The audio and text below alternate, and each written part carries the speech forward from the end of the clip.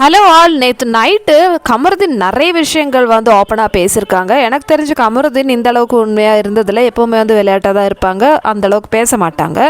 பாருக்கு நடந்த அந்த ஃபைட் இருக்கு இல்லையா, சபரி பாரு, அந்த ஃபைட்டில் வந்து என்ன நடந்தது, நான் என்ன ஃபீல் பண்ணேன்னு சொல்லிட்டு இப்போ வந்து ஷேர் பண்ணிட்டு இருக்காரு.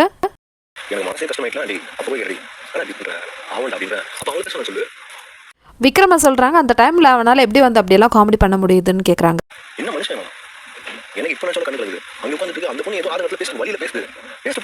கமருதீன் என்ன சொல்றாருன்னா, மைக்கு விஷயத்துல அரோரா என்கிட்ட எத்தனை தடவை வந்து மைக்கை மறைச்சு பேசினா, காதுல வந்து குசு குசுன்னு பேசியிருக்கா. பெட்ரூமில் வியன்னா, ஆதிரை, அரோரா 3 பேரும் வந்து படுத்துக்கிட்டு என்ன பண்ணுறாங்க, மைக்கை மறைச்சிட்டு அதே மாதிரி காதில் வந்து குசு குசுன்னு பண்ணுறாங்க, பேசுகிறாங்க. ஸோ இதெல்லாம் வந்து யாருக்குமே தெரியலையான்னு சொல்லிட்டு கமருதீனே வந்து சொல்கிறாரு. நாங்கள் தப்பு பண்ணிட்டோம் தான், நானும் பாரும் வந்து மைக்கை மறைச்சி பேசினோம் தான், அதுக்குன்னு இருக்கிற எல்லா வேலையும் வந்து அப்படியே நீ அது பண்ணு இது பண்ணு இங்கே க்ளீன் பண்ணுன்னு சொல்லிட்டு எவ்வளோ வந்து மாக்கிங்காக பேசுகிறேன். அரோரா வந்து சொல்லியிருக்காங்க க்ளீன் பண்ணுறதுக்கு. அதுக்கு தான் வந்து கமருதீனுக்கு வந்து சமக்கோவா, நான் அவ்வளோ வேலை பண்ணுறேன்ல, ஸோ பண்ணாமல்லாம் இல்லைல்ல, நீங்கள் கொடுத்த பனிஷ்மெண்ட் நான் பண்ணிட்டு தான் இருக்கு.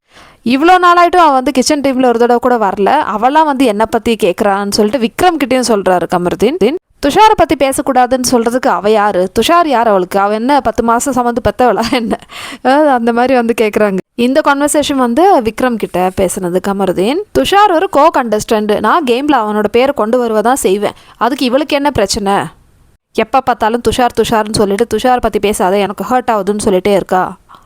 எந்த வேலையும் செய்யாமல் இந்த வீட்டில் வந்து இவ்வளோ நாள் வந்ததே அவள் பெரிய விஷயம். ஏதோ இப்போ பாரு, நான் அந்த ஒரு கண்ட்ரியில் வந்து அவள் வந்து போயிட்டுருக்கா. ஸோ இந்த புலம்பெல்லாம் வந்து விக்ரம் கிட்ட. ஸோ விக்ரம் என்ன சொல்கிறாருன்னா, நீ வந்து டயர்ட் ஆகாதடா, வேலை சொன்னால் செய், ஃபயராக எடுத்து செய்.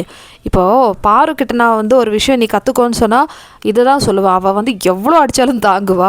கேமில் அவளை வந்து யாராலையுமே வந்து புட் டவுன் பண்ண முடியாது. ஸோ அந்த அளவுக்கு வந்து திரும்பி ஃபயராக ஆடுவாள். என்ன தான் வந்து யார் என்ன சொன்னாலும் நான் வருவேன்டான்னு சொல்லிட்டு அந்த ஒரு வெறித்தனமாக ஆடுவா. அதுதான் பாரு, அந்த ஒரு ஆட்டிடியூடை பாருக்கிட்ட இருந்து கற்றுக்கோ. அதனால நீங்களா தானே வேலை செய்கிறேன்னு சொன்னீங்க, இல்லைனா அப்போவே சொல்லியிருக்கணும், இந்த முடிவுலாம் எடுக்கும்போது வந்து அப்போவே சொல்லியிருக்கணும்னு சொல்லிட்டு விக்ரம் சொல்கிறாரு. கமருக்கு வந்து அவ்வளோ கோவமாக இருக்குது போல் அரோரா மேலே.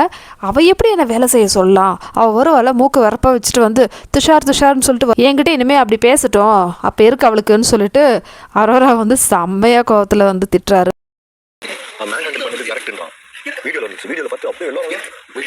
விக்ரம் மேன் ஹேண்டில் பண்ணது சரி, அந்த மாதிரி தான் வந்து அந்த வீடியோல சொல்றான். அதுக்கப்புறம் அரோரா எப்படி என்ன வேலை செய்ய சொல்லலாம்னு சொல்லிட்டு கமருதீன் வந்து பேசுறாரு. பாருவை பத்தி சொல்றாங்க. பாரு வந்து என்னை நம்பி அந்த பொண்ணு வந்து பழகிறா, எனக்கு என்ன சரின்னு தோணுது அதான் என்ன பண்ணுவேன்னு சொல்றாங்க.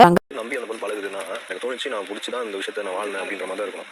3 வருஷமா கேட்கலாம், இந்த பெட்ரூம் எல்லாம் நீ ஃபீல் பண்ணவே இல்லையா, அந்த ஃபீல் பண்ண என்ன பேசணும்னு தெரியுது.